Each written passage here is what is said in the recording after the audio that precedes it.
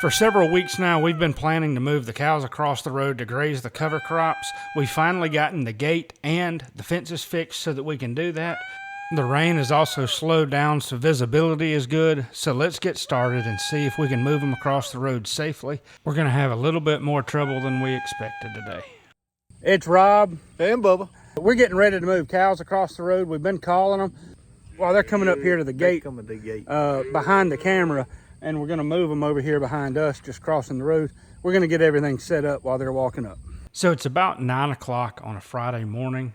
It's the less busy time of the day. Usually earlier in the mornings and late in the afternoons, there's school traffic and people coming home from work and people going to work in the mornings. So at 9 o'clock, there's very little traffic. As you can see in this video, the road is usually closed for less than 3 minutes. We rarely have anyone drive up while we are actually moving the cows across the road. And the few times that we do, most people find it so fascinating that they just sit there and watch. In fact, one day when I was moving cows across the road, we had a guy doing some landscaping service, and he looked at me and he said, "Man, those are the tamest cows I've ever seen." He had apparently kept a herd of Charolais cattle, and they were wild as all get out. The main thing that we try to do is be very conscientious of traffic patterns, when people are there, and if somebody does actually stop, we try to get the road open back up as quickly as possible. If all we had were feeder cattle that we bought every year, then this would not work very well at all. You'll notice that the first animals across are occasionally the donkey, but usually we have the mama cows, and then the yearlings and their babies will come on across as well. The yearlings and the babies are just not used to it, and so they're very hesitant. They don't know what to think about the pavement.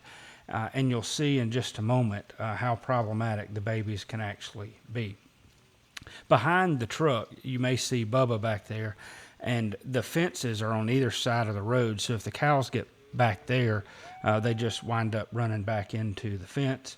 But here is where we begin to see a little bit of a problem. The last cow is right there, and you can see that these 4 calves are getting real skittish. They're real nervous. We just back up. We're very calm. We let them take their time. And these 4 run on across. But if you notice, there was one in the back that started to come across. He got scared and then ran back. And of course, you can see that the donkey came back in the middle of the road and was calling to the other donkey that was out in the pasture that never came up and actually moved.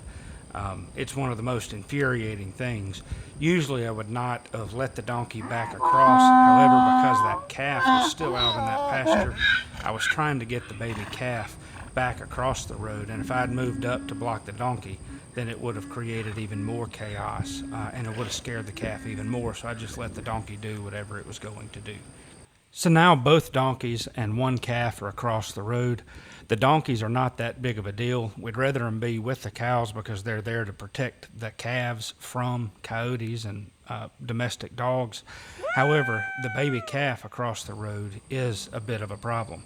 Even though it's 300 or 400 pounds, it's not weaned yet, and it will at some point jump through the fences trying to get back to its mother. We waited 2 or 3 more minutes, and this calf did not come on across the road. I saw the headlights of a car coming over the hill in the distance in the road, so we went on and opened the road back up. Bubba and I went on to other projects. We were going to come back and check and see if we could get the calf across the road. This video with the calf right here running up and down the fence was taken 2 hours later. It was looking for its mother.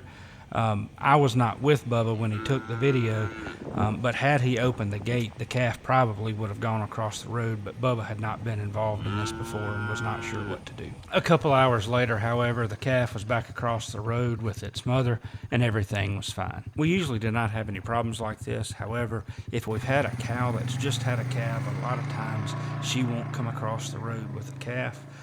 That is pretty normal, but usually she'll join the herd the next time around. So the cows are eating the Red River crabgrass cover crop that we planted. Y'all take care. Have a great day.